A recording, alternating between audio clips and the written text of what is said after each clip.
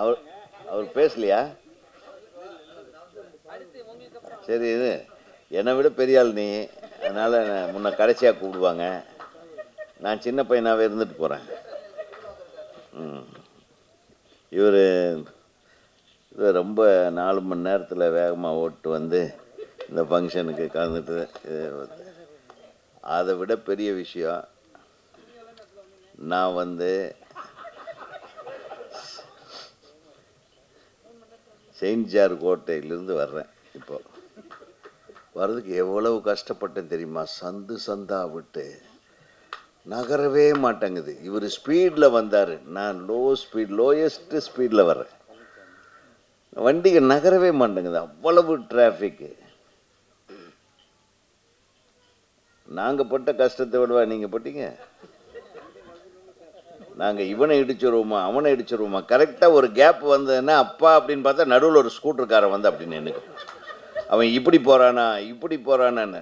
நம்ம டிரைவர் வண்டி ஓட்டினா கூட நம்ம உட்காந்துட்டு ஏன்டா இப்படி இப்படி சார் கொஞ்சம் சும்மா இருங்க சார், அவன் ஏதோ ஒரு பக்கம் போவான், அப்போ அவன் ஏதோ ஒரு சைடில் போன கடைசியில் தான் நம்மளுக்கு ஒரு வழி கிடைக்கும். இந்த ஸ்கூட்டருக்காரனுக்கு பண்ணுற டார்ச்சர் இருக்குது பாருங்கள், மோட்டர் சைக்கிள்காரங்க டார்ச்சரு, கார் ரோட்டில் வரவே முடியாது நம்ம.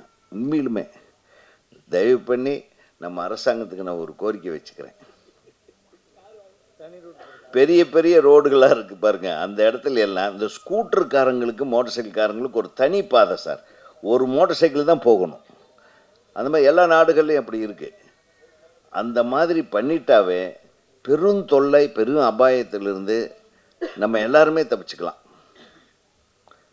ஒரு லெஃப்ட் சைடில் ஒரு சிங்கிள் மோட்டர் சைக்கிள் போகிறதுக்கு ஒரு லேன், அதே மாதிரி ரைட் சைடில் வர்றதுக்கு அந்த ஒரு கார்னரில் ஒரு லேன் போட்டாங்கன்னா சார், நடந்து போகிறவங்க கூட பாவம் சார். இந்த மோட்டர் சைக்கிள்காரன் பண்ணுற தொல்லை தாங்க முடியல. அதுலேருந்து தப்பிச்சு நான் வந்திருக்கிறேன். ஓகேவா? இல்லை நீங்கள் தான் அதை வச்சு பேசுவீங்களா? அவர் எங்கேருந்து வர்றாரு தெரியுமா? பெருங்குடியிலேருந்து தவழ்ந்து வந்து இப்போ தான் சேர்ந்துருக்கேன். எனக்கு முன்னாடியே வந்துட்டார். அவர் பெருங்குடியிலேருந்து வர்றாரு, நான் வந்து செயின்ட் ஜார்ஜ் ஃபோர்ட்லேருந்து நான் வரேன். நீங்கள் தஞ்சாவூர்லேருந்து எல்லோரும் ஒரே டைமில் தான் வந்துக்கிறோம். இங்கே டிஸ்டன்ஸை கனெக்ட் பண்ணால் அவ்வளவு டிஸ்டன்ஸுக்கு நான் இந்த டிஸ்டன்ஸுக்கு 1.25 மணி நேரம் ஆச்சு. அப்படின்னா நாங்களும் தான் கஷ்டப்பட்டு வந்திருக்கிறோம் இந்த படத்தை வாழ்த்துவதற்காக என்பதை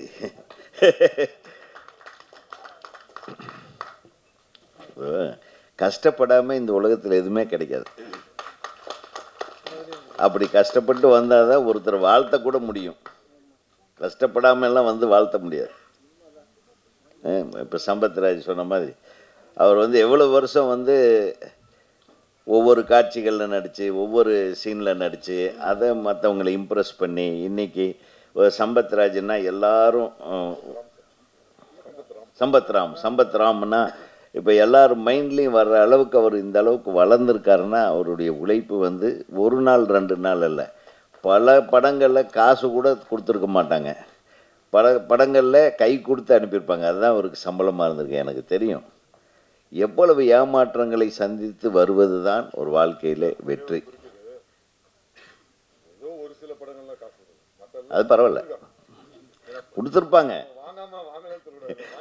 இல்லை பொதுவாக சொல்கிறேன் நம்மளுடைய தகுதி என்ன, நம்மளுடைய உழைப்பு என்ன, அதுக்கு தகுந்த மாதிரி ஊதியம் கூட நிறைய பேர். ஏன்னா என்னை பொறுத்தவரையில் இந்த ஹீரோ அசோக் எடுத்துக்கிட்டிங்கன்னா கிட்டத்தட்ட ஒரு 10-12 வருஷமாக நான் ஃபாலோ பண்ணிகிட்ருக்கிற ஒரு நடிகர், மிகச்சிறந்த ஒரு நடிகர். அவர் எந்த கேரக்டரை கொடுத்தாலும் அழகாக பண்ணக்கூடிய, படித்த நடிப்பை படிச்சுக்கிட்டு வந்தவர். அவருக்கு ஒரு மிகப்பெரிய பிரேக்கு. அது எப்போ வரும்னு நான் ஒவ்வொரு தடவையும் நான் வந்து ஒவ்வொரு மேடையிலையும் சொல்கிறது உண்டு. நிச்சயமாக he deserves a very big hit, டெஃபினட்டாக. யாரோ சொன்னாங்க இங்கே வந்து ஒரு வெற்றிடம் இருக்குது. வெற்றிடமெல்லாம் இருக்குது இல்லைன்றதெல்லாம் விஷயம். எந்த இடத்துல போனாலும் நம்ம ஒரு வெற்றிடத்தை உருவாக்கி அதில் நம்ம வந்துடணும். வெற்றிடமே இருக்கக்கூடாது. வெற்றிடம்ன்றதெல்லாம் சும்மா போலித்தனமான வார்த்தை. அது எல்லாரும் இருக்கணும், எல்லாரும் நடிகர்களாகணும், எல்லாரும். ஏன்னா அப்படின்னு பார்த்தா புரட்சி தலைவர் எம்ஜிஆர் வந்து நான் வந்து ஜெமினி படம் சந்திரலேகாவில் ஒரு சீனில் ஒரு சிப்பாயாக நின்றுட்டுருப்பார். ஒரு சீனில் சிப்பாயா நின்றுட்டுருப்பார். அதுக்கு 2 அணாவோ 4 அணாவோ சம்பளம் வாங்கியிருக்கார்.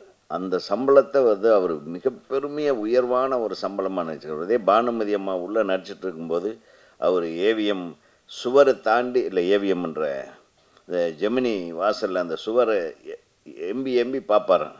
அங்கே பார்த்துட்டா நான் பானுமதி அம்மாவை பார்த்துட்டேன் அப்படின்னு கைத்தட்டி இருக்கிறார். ஸோ அவங்கெல்லாம் படாத கஷ்டமா? நடிகர்கள் இல்லை, எல்லாருமே கஷ்டப்பட்டால் தான் முன்னேற முடியும். அதில் எந்த விதத்தில் பேசும். நம்மெல்லாம் உதயகுமார் பெரிய டைரக்டர் ஆகிட்டார், பேரரசு பெரிய டைரக்டர் ஆகிட்டார். நாங்கள் பட்ட கஷ்டம் வந்த இடத்துல நம்ம கஷ்டத்தையே சொல்லிகிட்டு இருக்க வேண்டான்னு தான் கொஞ்சம் ஜாலியாக பேசுகிறது. நம்ம கஷ்டத்தையெல்லாம் அவுத்து விட்டோம்லாம் போகும்போது எல்லோரும் கண்ணில் கண்ணீரோடு வெளியே போகும், சோகமாயிரும். ரொம்ப சோகமெல்லாம் இருக்குது. எங்கூட ஒரு 10 இயக்குநர்கள் திரைப்பட கல்லூரியில் 10 பேரில் 9 பேர் இயக்குனரே ஆகலை. அவங்க எல்லாம் என்னுடைய நெருங்கிய நண்பர்கள், என்னை விட அறிவாளிகள். ஸோ அறிவு, திறமை இதோடு சேர்த்து நிறைய நமக்கு என்ன வேணும்? அதிர்ஷ்டமும் வேணும்.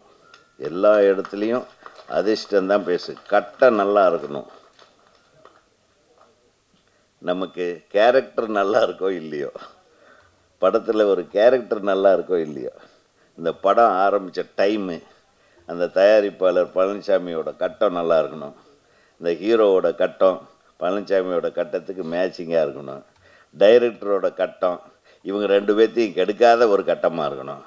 ஸோ இதெல்லாம் தான் ஒரு நல்ல கட்டத்துக்கு உங்களை கொண்டு போகும் என்பது உண்மை. இது எல்லோரும் தான் படம் எடுக்கிறாங்க. இப்போ தான் சொல்லிகிட்டு இருந்தார், ஏகப்பட்ட படம் எடுக்கிறாங்க. ஒரு சில படத்தை உட்காந்து பார்க்கக்கூட முடியலன்னு ரொம்ப ஃபீல் பண்ணிகிட்டு இருந்தார்.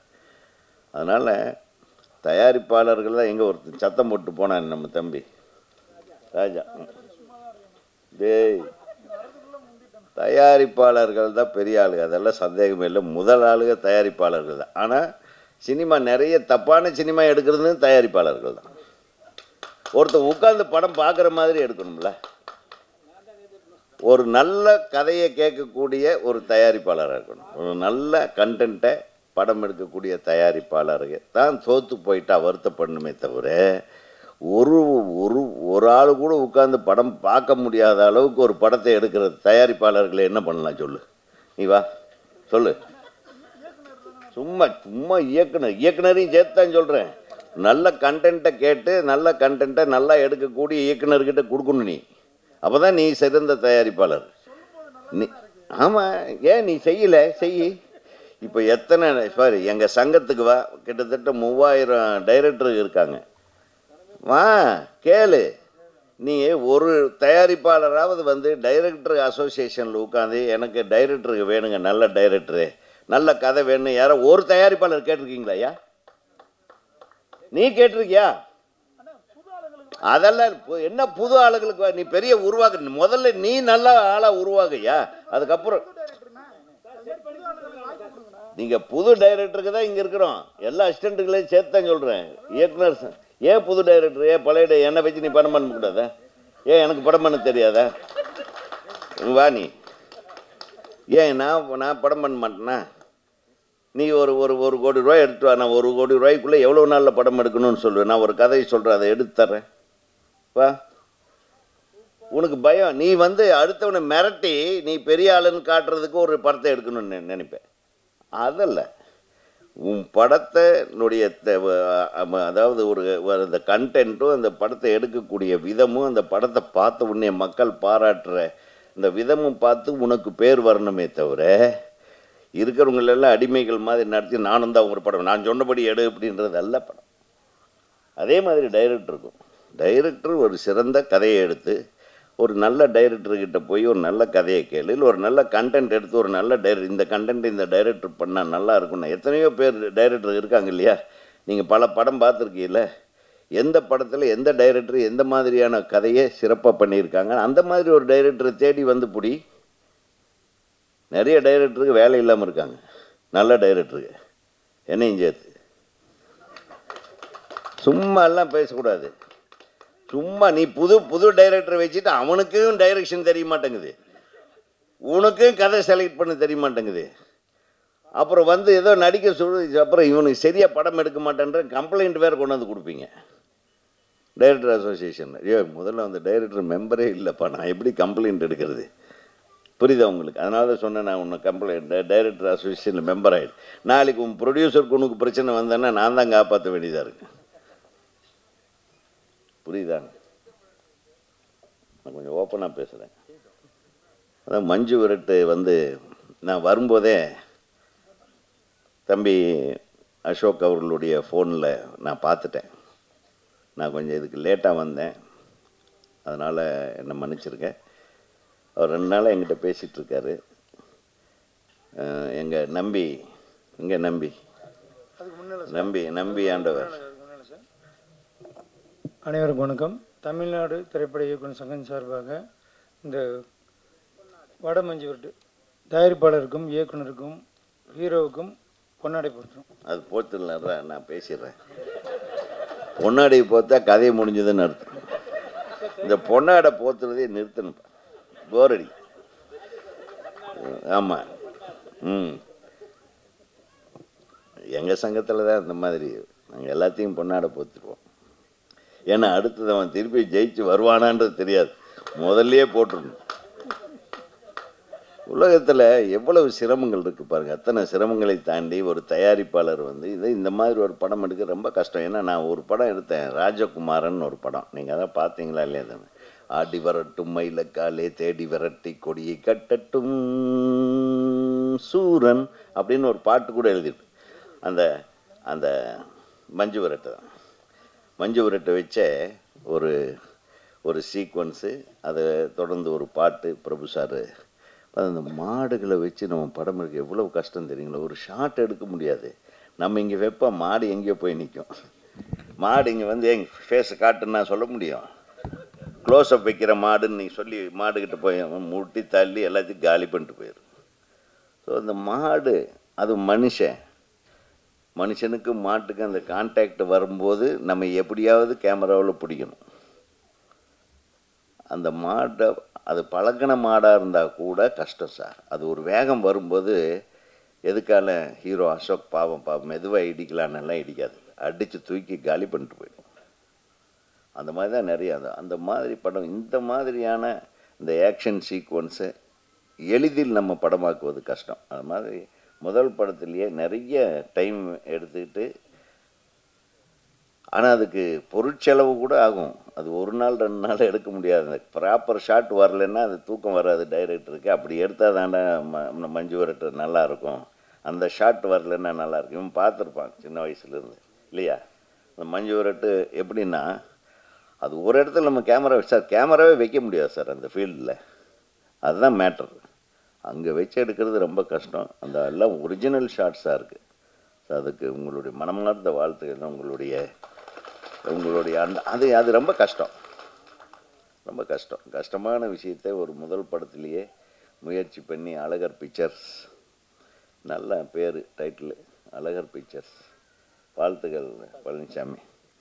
உங்களுக்கும் உங்கள் குழுவினருக்கும் மிகப்பெரிய வாழ்த்துக்கள். ஏன்னா இந்த மாதிரி ஒரு சூழ்நிலையில் இப்போ சொன்னாங்க, தேட்டருக்காரங்க போய் சிஎம் உட்காருங்க, தேட்டருக்காரங்க போய் சிஎம்மை பார்க்குறாங்க, டைரக்டருக்கு போய் சிஎம்மை பார்க்குறாங்க, தயாரிப்பாளர்கள் பார்க்குறாங்க. எல்லாம் பார்க்குறது சரி. நான் நம்ம சிஎம் கிட்ட எதிர்பார்க்கிறது என்னென்னா, இன்றைக்கி தமிழ் திரைத்துறை தான் மிகவும் காப்பாற்றப்பட வேண்டிய ஒரு சூழ்நிலையில் இருக்கிறது. மற்ற எல்லா திரைத்துறையும் தெலுங்கு, மலையாளம், கன்னடம் கூட நல்லா இருக்கு. இது ஏன் காப்பாற்றப்பட வேண்டிய இடத்துல இருக்குது அப்படின்னா, இதுக்கு காரணம்னு பார்த்தா எல்லா துறைகளுமே காரணம். எந்த துறையுமே இன்னொரு துறையோட கோஆர்டினேஷனில் இல்லைன்றது தான் உண்மை. பொதுவாக ஆந்திராவில் ஒரு ஹீரோ படம் நடிக்கிறாருன்னா அந்த படத்துக்கு ஒரு கதையை ரெடி பண்ணுறாங்க. அது இவ்வளவு பட்ஜெட் ஆகுன்றாங்க. உடனே ஹீரோ கிட்ட பேசுகிறாங்க, ஹீரோ சார் இவ்வளவு 500 கோடி ரூபா ஆகும், 400 கோடி ரூபாய் ஆகும் பெரிய ஹீரோ கிட்ட சொல்லும்போது, அப்படியா சரி நீங்கள் முதல்ல படத்தை எடுங்க, எனக்கு ஒரு கோடி ரூபா சம்பளம் கொடுங்க, படத்தை ரிலீஸ் பண்ணுங்க, வர்றதில் எனக்கு பங்கு கொடுங்க அப்படின்னு போயிடுறாங்க. கன்னடத்துலேயும் சரி, தெலுங்குலேயும் சரி. அவங்க பெரிய பெரிய படங்கள் எடுக்கிறாங்க. லாஸ் வந்தால் ஹீரோவுக்கும் போகுது, எல்லாத்துக்குமே லாஸ் பிரிஞ்சுக்குது. இப்போ நம்ம ஹீரோக்கள் சொன்னாவும் கேட்க மாட்டாங்க. பெரிய ஹீரோக்கள் நம்ம டைரக்டர்களை கரெக்டாக பிளான் பண்ணி படம் எடுங்கடான்னா அதுக்கு நம்ம ஆளுக்கு செட் ஆக மாட்டேன்ட்டாங்க.